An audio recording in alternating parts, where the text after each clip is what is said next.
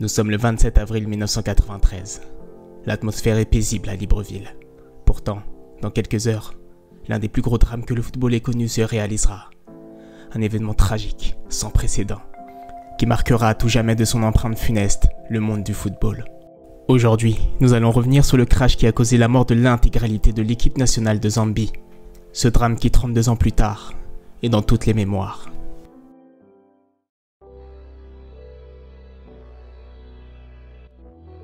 À la fin des années 80, la Zambie est considérée pour beaucoup de spécialistes du football africain comme une équipe qui connaît sa génération la plus talentueuse de son histoire. Lors des Jeux Olympiques 1988, les Zambiens créeront la plus grosse sensation de la compétition. Ils pulvériseront l'Italie de Ciro Ferrara sur le score de 4 buts à 0.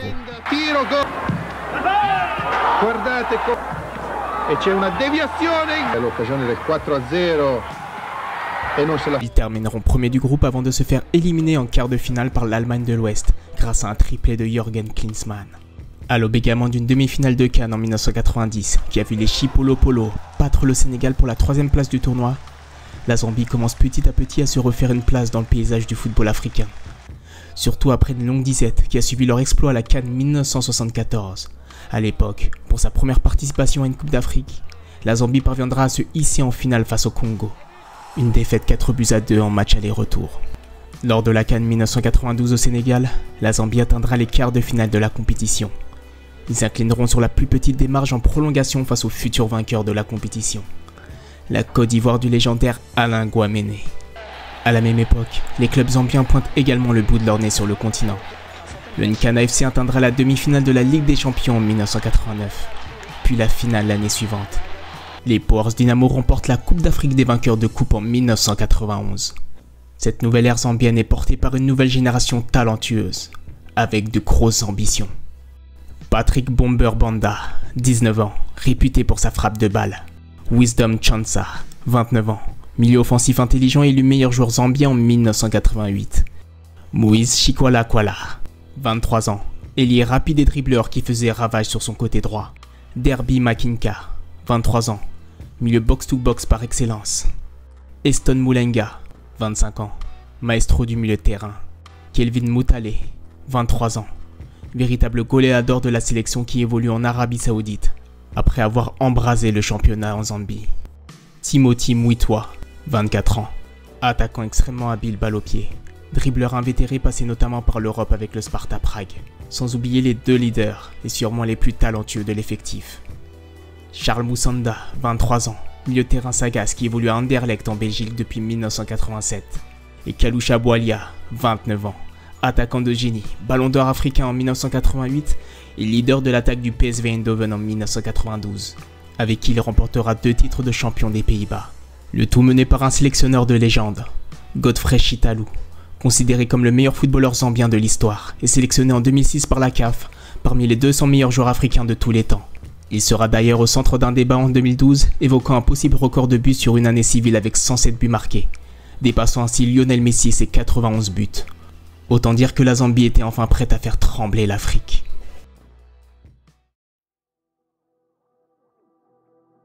Ce qui n'était qu'un rêve il y a quelques temps ressemble de plus en plus à une réalité. La Zambie entame la campagne de qualification de la Coupe du Monde 1994 avec l'ambition de composter son billet pour les États-Unis. Au programme, un premier tour qui débutera en 1992 avec un groupe composé de la Namibie, Madagascar et la Tanzanie. Et ça ne débutera pas pour le mieux pour les Zambiens. Dans un groupe plutôt abordable qui a vu la Tanzanie déclarer forfait, les Chipolopolo se laisseront surprendre par Madagascar à Antananarivo, en s'inclinant 2-0 après avoir battu la Namibie en première journée. Mais la réaction de la bande à Kalusha Bwalia ne se fera pas attendre. Ils exploseront la Namibie à Windhoek sur le score de 4 buts à 0, avant de battre Madagascar à Lusaka sur le score de 3 buts à 1. C'est à la différence de but que la Zambie se qualifiera pour le tour final, au détriment des valeureux malgaches. Le rêve américain devient de plus en plus palpable pour les boulets de cuivre de l'Afrique australe. La Zambie, beaucoup plus aguerrie, semble mieux armée que jamais pour aller chercher l'exploit. Mais le tirage au sort du tour final ne sera pas clément pour les hommes de Chitalu. Face à elle se dresse le Sénégal, à la recherche de sa première participation à un mondial. Et le Maroc, qui fait figure de grandissime favori. Porté par des jeunes talents tels que Nourdine Naïbet, Mustapha Hadji ou encore l'expérimenté meneur de jeu Mustapha El Adaoui. Une mission complexe, mais la Zambie n'a plus peur de rien et ne complexe plus. Elle est prête à écrire une histoire avec une encre indélébile. Mais malheureusement, c'est un tout autre récit qui sera raconté aux générations futures. Un récit inimaginable et beaucoup plus sombre qu'une simple défaite sur une pelouse.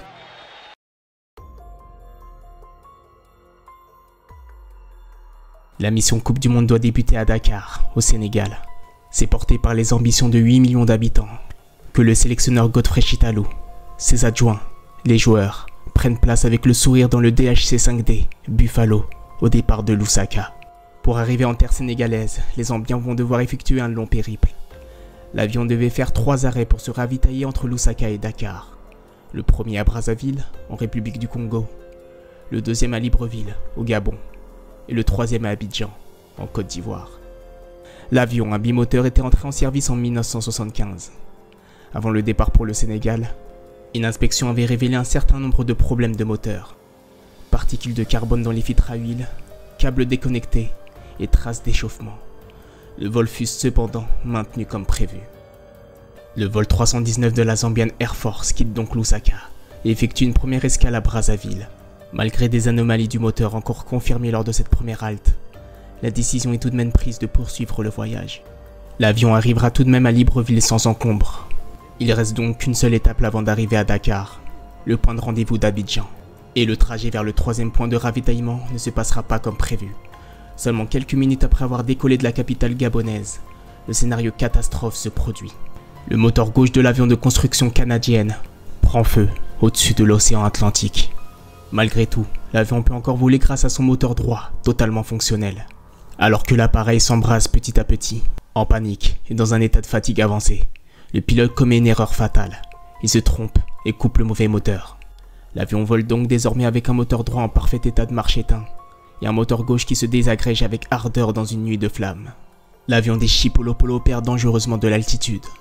Il s'affaisse, s'écroule, se rapproche implacablement de l'océan Atlantique et du tumulte de ses vagues. À 547 mètres des côtes gabonaises, la F-319 se fracasse littéralement au contact de l'eau. 18 players of the national soccer squad, 5 officials, a journalist and crew died on Tuesday night in a plane crash 2 kilometers off the coast of Gabon. The national team was on its way to Senegal for a Group B World Cup qualifiers tie in Dakar. L'avion est totalement anéanti, pendant que ses passagers, 18 joueurs, 4 membres du staff, 5 de l'équipage, le président de la fédération, son secrétaire, ainsi qu'un journaliste, périssent au creux des vagues dans une nuit sombre. Une vague à l'âme pour le football zambien, qui touche le fond, après avoir titillé de si près le point culminant de son histoire, avec une génération de talents exceptionnels, une génération dorée, qui a définitivement cessé de briller dans les profondeurs de l'océan.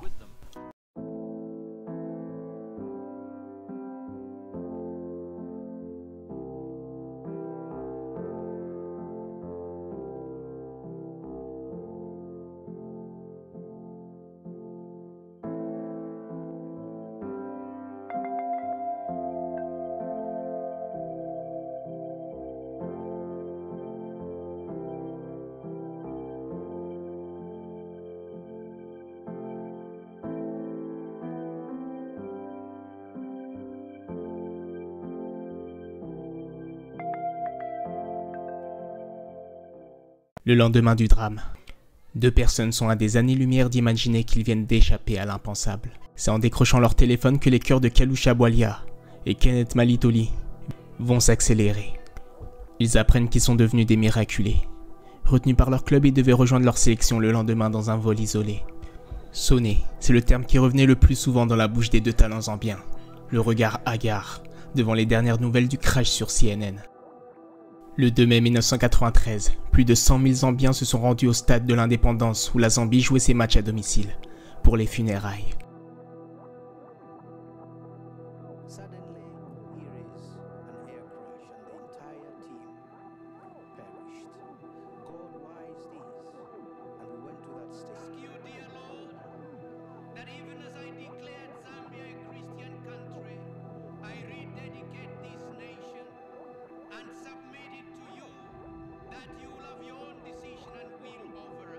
Le temps des obsèques passé, Très vite, la fédération zambienne, le peuple et le président offrent une mission à la superstar du pays et capitaine.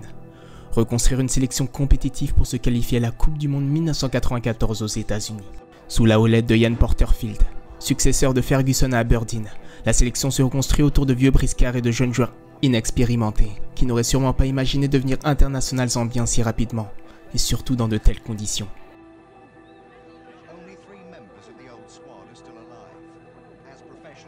4 juillet 1993, moins de 3 mois après le drame, la Zambie retrouve le terrain pour un match décisif face au Maroc.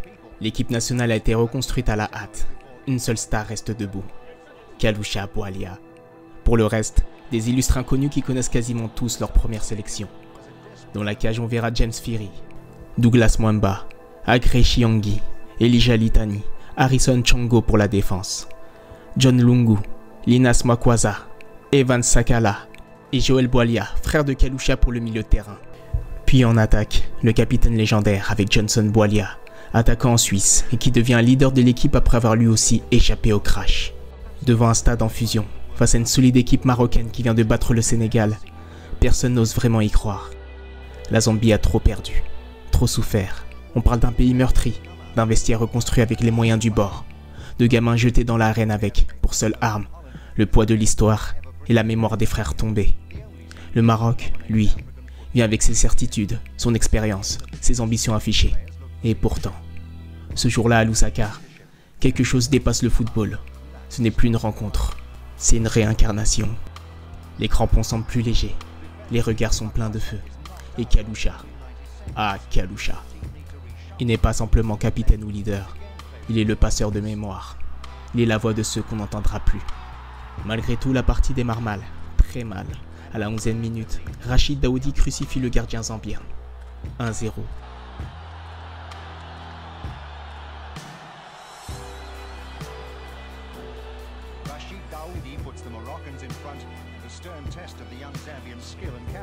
Le Maroc prend les devants. Le rêve semble s'effriter d'entrée. Certains dans les tribunes baissent les yeux, d'autres prient en silence. L'histoire serait donc écrite à l'encre froide du réalisme. Mais c'est mal connaître l'âme de cette équipe. Ce sont des garçons sans repère, certes, mais pas sans feu. Chaque passe, chaque tacle, chaque course est un hommage. Et peu à peu, la Zambie relève la tête. Au retour des vestiaires, le match change de tournure. La Zambie pousse, elle croit, elle respire fort.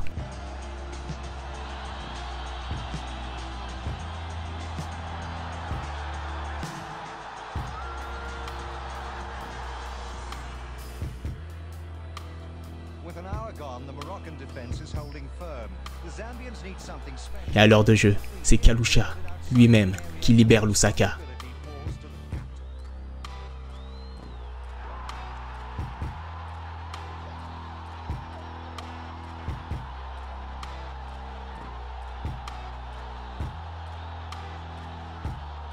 Le stade explose, mais pas de joie facile. C'est un cri venu des entrailles, un cri qu'on gardait depuis avril. 7 minutes plus tard, l'improbable devient réel. Johnson Bwalia, son lien de sang avec Kalusha, mais uni par leur histoire, surgit. 2-1, renversement total. L'indépendance hurle, le ciel s'ouvre. Et quand l'arbitre siffle la fin, c'est bien plus qu'une victoire. Ce soir-là, la Zambie n'a pas seulement battu le Maroc. Elle a défié le sort, défié les larmes, défié la logique. Elle a gagné. Pas un match, un chapitre. Une preuve que les morts n'éteignent pas les rêves, qu'ils les allument parfois avec encore plus de rage. The Zambian team is gone, but you know, another team is back, you know, so I hope that we can go all the way. Mais le football, lui, n'a jamais promis d'être juste. 3 mois plus tard, l'histoire prend une autre tournure. Casablanca, 10 octobre 1993, match retour. Le Maroc est chez lui, sûr de ses forces. Porté par tout un peuple, une machine bien huilée. La Zambie, elle, arrive avec ses tripes et ses promesses. Mais face à l'expérience marocaine, cela ne suffira pas. Ce soir-là, les lions de l'Atlas ne tremblent pas. Ils imposent leur tempo, verrouillent le milieu de terrain, éteignent peu à peu l'élan zambien.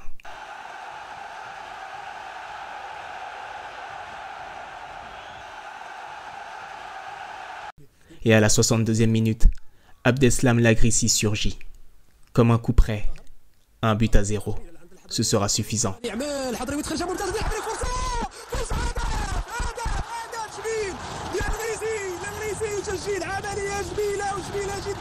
La Zambie pliera, sans rompre, avec dignité, mais sans solution. Le rêve américain s'envole. Le Maroc s'en va vers la Coupe du Monde 1994. La Zambie, elle, s'arrête aux portes du miracle.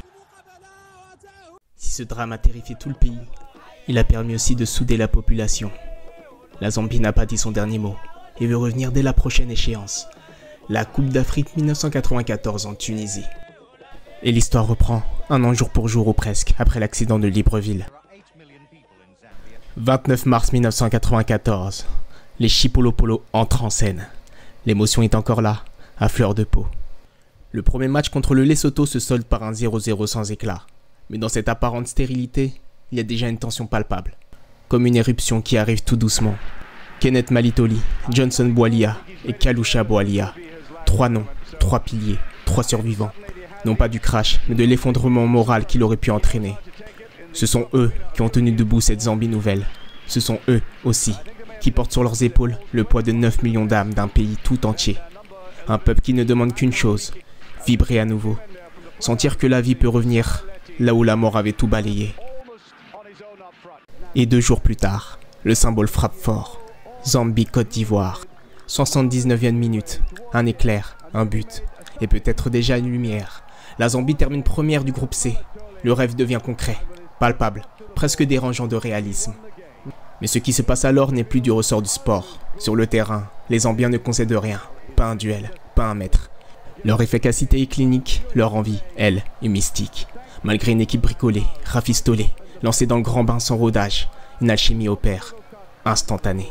Comme si ceux qui pleurent encore leur soufflaient à l'oreille les bons gestes, les bons appels, le bon tempo. Jouer pour les morts, c'est une force que rien n'enseigne. En quart de finale, c'est le Sénégal. Le nom suffit à rappeler la tragédie. Mais cette fois, la fatalité n'aura pas le dernier mot. Evan Sakala, tout droit venu de l'anonymat, surgit au bon moment.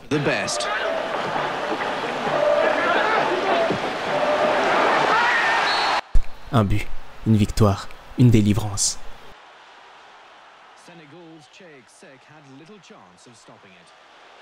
Et puis vient la demi-finale, le Mali, face à une Zambie transcendée. Le match est resté dans les mémoires, là-bas, au sud du continent, comme l'un des plus aboutis de toute l'histoire des Chipolopolo. Litana, dès la 8e minute. Saileti.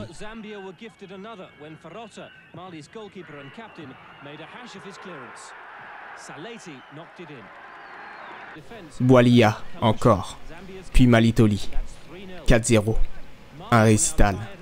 Les Zambiens sont tout puissants, plus forts, plus efficaces, plus déterminés. Les aigles maliens, eux, sont cloués au sol. Ce soir-là, la Zambie plane.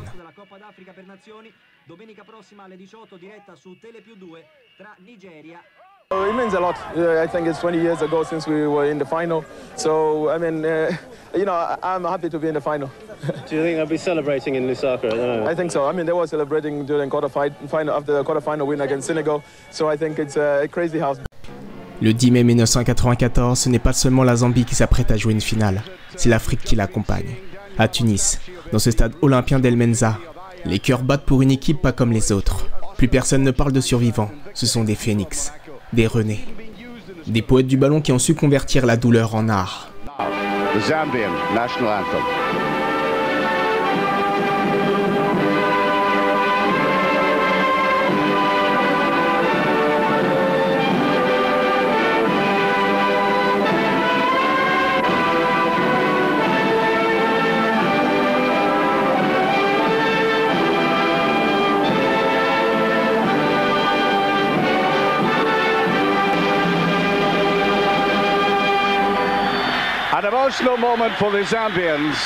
Et très vite, la Zambie y croit. Litana marque dès la 3e minute. L'impossible devient envisageable. And a shock start to this game. What I talked about nerves.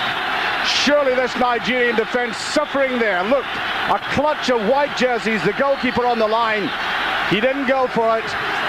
And up went Litana, solidly into the back of the net. 4 minutes gone. And surprisingly, Zambia in the lead. Wonderful jump by the defender, did very well indeed. Mais face à elle se dresse une armada, le Nigeria des années 90. Pour faire court, Victor Ikpeba, Nwankwo Kanu, Daniel Amokachi, Rashidi Yekini, Emmanuel Amunike, JJ Okocha, Sunday Olise ou encore Taribo West. Et un homme en particulier va briser les élans romantiques, Emmanuel Amunike. Une frappe. The goal coming so quickly there from the man I was mentioning, Amunike.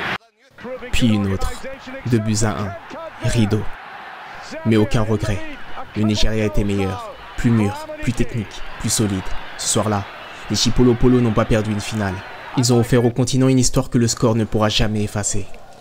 Et cette CAN 1994, elle ne sera pas une parenthèse, elle sera une graine. 2 ans plus tard, en 1996, cette même équipe atteindra encore les demi-finales. Kalusha finira meilleur buteur. Elle inspirera, touchera et parfois changera des destins. 2012, avant une finale au Gabon, à Libreville, là où le crash avait brisé le cœur du pays, Hervé Renard parlera de cette Zambie-là à ses joueurs. Il évoquera ce souffle, cette force, cette injustice. Et ces hommes iront chercher le titre face à la Côte d'Ivoire au tir au but.